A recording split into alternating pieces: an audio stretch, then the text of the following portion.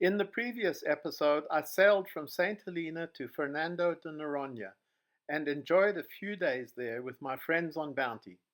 Here we parted company as the Bounty sailed due north across the doldrums to the Caribbean, while I continued west-northwest up the north coast of Brazil to a cluster of 3 small islands off the coast of French Guiana, called the Îles du Salut or the Salvation Islands.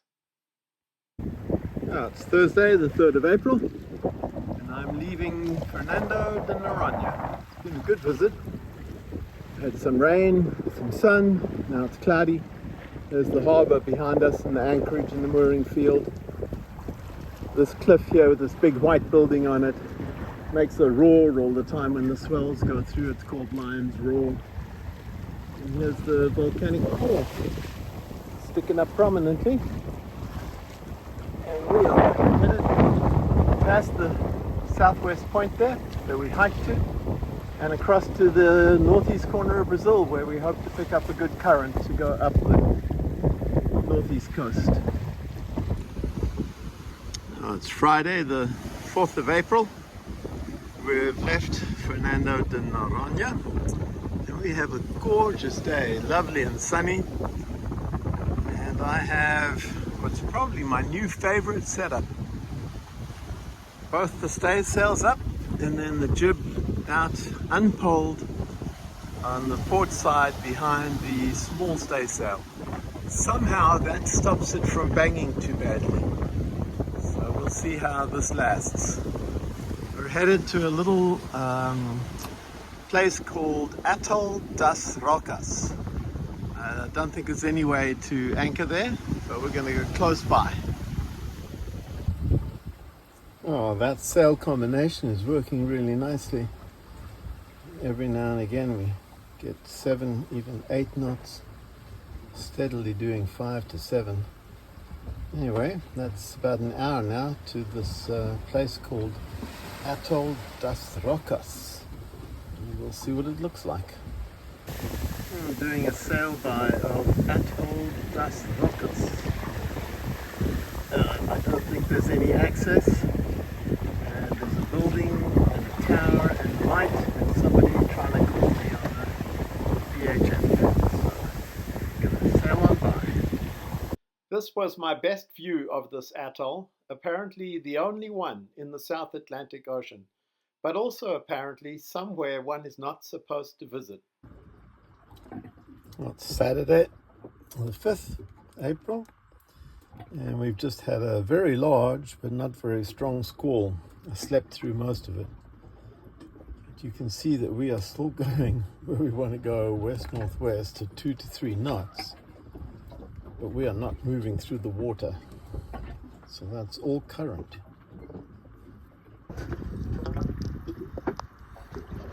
You see that we're making no progress through the water, even though we're headed in the direction we want to go. You see behind there, oh, there's a tiny piece of sargasso starting to pass little clumps of sargasso. It's going to get a lot worse later on. There's the squall. It's headed off now. Here's some clumps of sargasso. Yeah, all cute and quaint right now. Gonna be bloody annoying later on. Oh, no sooner had I taken that little video than I could see the wind coming back on the water. Look at that. Nice rustled water. And it's going to turn us now. The wind vane's going to turn us. There it is there. Turning us nicely. Bingo. And we're sailing again. Look at that. Pretty cool. I think I've ever seen the breeze come in from a calm just like that. And off we go. Bye bye, squall and calm. That is super cool. I guess with the current we're easily doing 4 or 5 knots now. Just in a matter of seconds. Love it. Oh, and if you haven't noticed, lots of fruit. The mangoes are superb. and lots of fruit and big bananas. And sure enough, with that breeze, we are doing 4 to 5 knots. I like it. Only 2 of that is current. And here we are. There's the strong current going all the way up the Brazil coast that we want to exploit. And we are where that little white plus sign is, just into it now. And here's the evidence from our sailing. We're doing 7 to 8 knots. This is the first black noddy that I've had on the boat. A much more handsome, slightly smaller, slimmer bird. I love the white cap on these guys. Anyway, it's not sitting where all the others sit, so maybe it'll get away with it. We'll see. Now, it's Sunday, 6th of April. It's about 9 in the morning. This is the second squall of the day. It's a pretty big one by the looks of things. I think it's going to catch us. But yeah, it's no big deal. I'm still with the double staysails. They work really nicely and I can go right through a squall. I'd have to change sails. The one this morning, oh, you can hardly see it. Way ahead of us there. By now we were encountering sargasso regularly, and eventually I got tired of pulling in my lines to remove it every few minutes. So I gave up on fishing for most of the rest of the trip. Instead, I was amazed to notice a particularly large fish following us.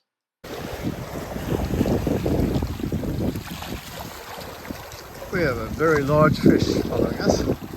Not a shark. Blue, dramatically blue tail, brown body, long pectoral fins, and a long beak, snout, bill, whatever. Some sort of swordfish, I believe. Wow, that's really beautiful. Wish it would come right up to the surface. Yeah, that's about the best view I've had of it. I believe it was a blue marlin, and subsequently the Cruising Kiwis YouTubers described a similar event, even getting underwater images of their one. Well, it's early Monday morning and everything's changed. The wind has gone to the east. So I had to take down the 2 staysails, not take down, move one of the staysails across the port side. And I put out the jib about halfway. Man, we're just motoring along here. Wonderful, wonderful sailing.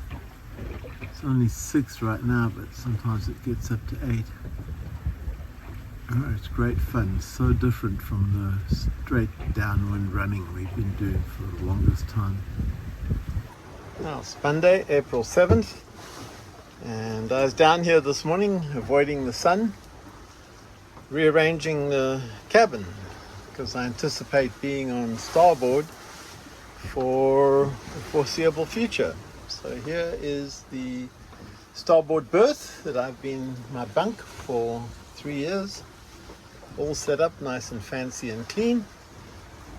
And here's the port bunk, nicely set up with my lee cloth and everything else. So we are all ready for the next phase of this trip. And while I was down here, I could feel the wind building, and sure enough it came up really nicely.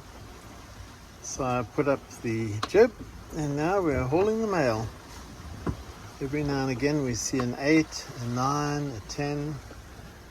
Let's watch it a little bit here. There we go. And we have 833 to go. So we've done, it's 1,400. So we've done almost 600 already. Now we have a pretty halo around the sun now with some high clouds. Which means that the sea is not as blue as it was earlier. But yeah, we are rocking along. We've got the hatches open. And there's the staysail and the full jib. We're Still don't need the main, but we will in a little couple of days. We'll be needing the main. Here is the weather forecast with us as the little white dot just south of the equator. We're leaving the southeast trades and entering the weak doldrums, typical of the western side of the doldrums, as we transitioned remarkably quickly to the northeast trades of the North Atlantic. Unlike some other cruises, I chose not to visit any areas of Amazonia, and instead stayed in the Guiana current for a fast run up the coast, and also far enough offshore to avoid any debris from the Amazon River. So I looked at the forecast, and indeed looks like this is the northeast trades, and here we are, just half a degree south of the equator, 7 in the morning. Wow, I can't believe we've made it to the northeast trades and nearly to the northern hemisphere. Here's something I haven't seen in a long time. Full main, all the way up.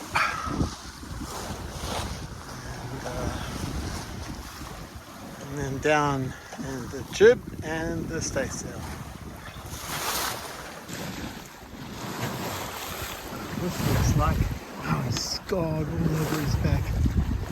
Looks like a little pilot boat.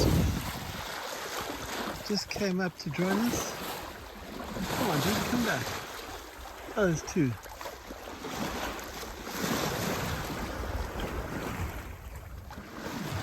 Might be it. Here's the first really big patches of sargasso that I've seen. Just gonna miss this one, but good chuck, luck. Wow, look at that.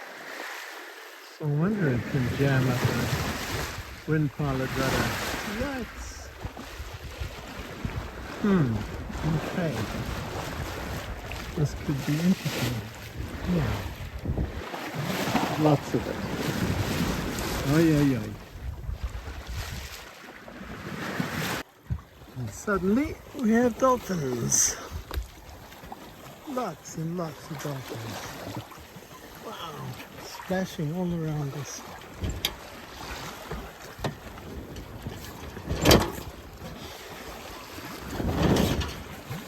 Just as we head off in the wrong direction, which will not interest them in us at all.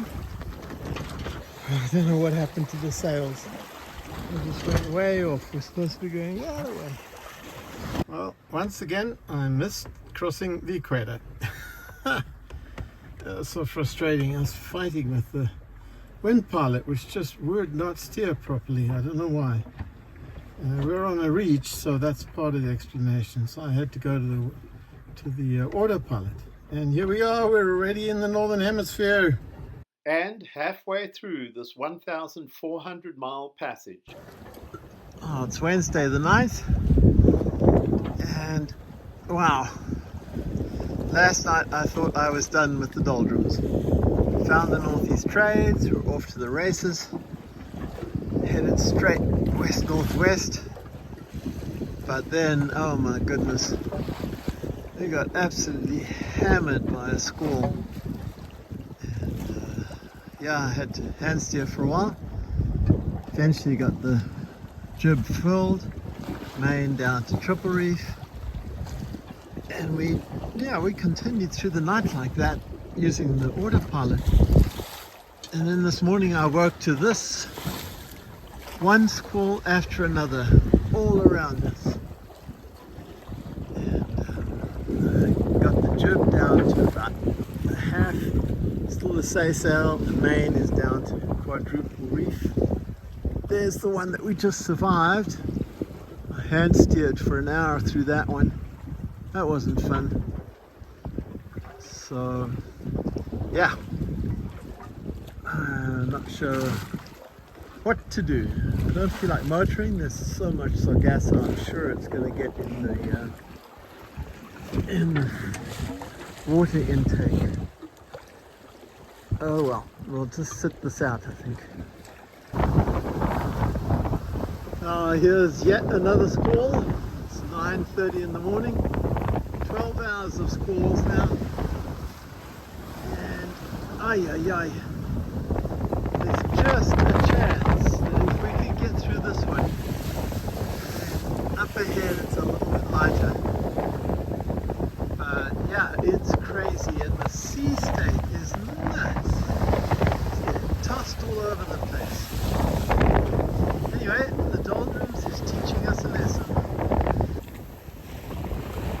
what a difference an afternoon makes. Sun's going behind some high clouds now, but it finally stopped raining. Finally, the last squall. I lost count. It was crazy. It took the whole morning. Actually started at 10 o'clock last night. And now, with the wind really settled back in the northeast from a beam reach. It's a pity the sun's kind of gone now, but even the long strings of sargasso look quite nice. There's a flying fish taking off. Golden streams of sargasso. Every now and again there's a huge carpet. We ran through one of them, it almost made you feel like you're going to get stuck in it. And because of the sargasso, which builds up very quickly on the rudder for the wind pilot, we're using the autopilot. And it has done a yeoman's job. You see here that I've repaired it several times. The ends are ridiculously brittle plastic. Here's our track through these big squalls. This is how we were nice and straight course in the northeaster yesterday.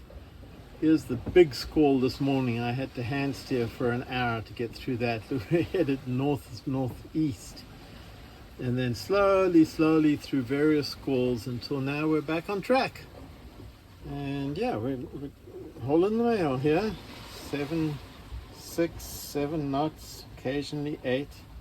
We are back in the current, the Guinea current.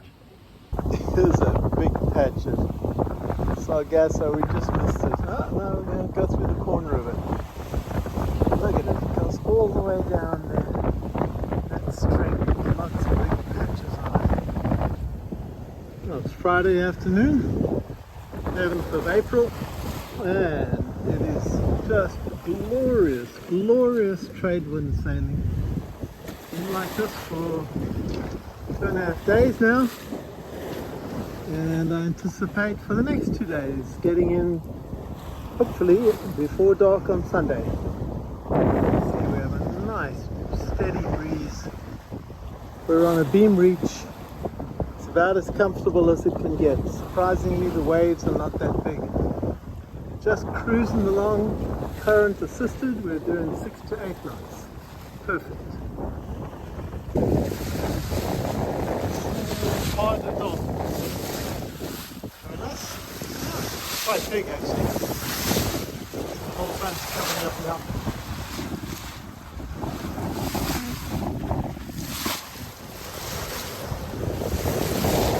Ah, but never gets old. Never gets old. Lovely. Out in the middle of nowhere. Here comes some more. It took off for a little bit. I'm racing back to join this again. Look at the speed. No trouble, right past us. We just went through a small squall, and now here comes the rain with a big one. You can see it driving in the water and a nice rainbow. I'm going to duck underneath. Yeah, and look at that, the rainbow comes right up to us. Because the rain's right up to us. That's pretty cool. Don't see that often. Now, a nice wash of sea change. I should probably go out there and have a shower.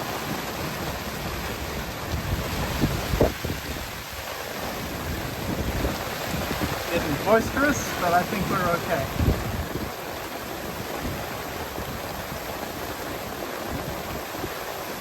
Yep.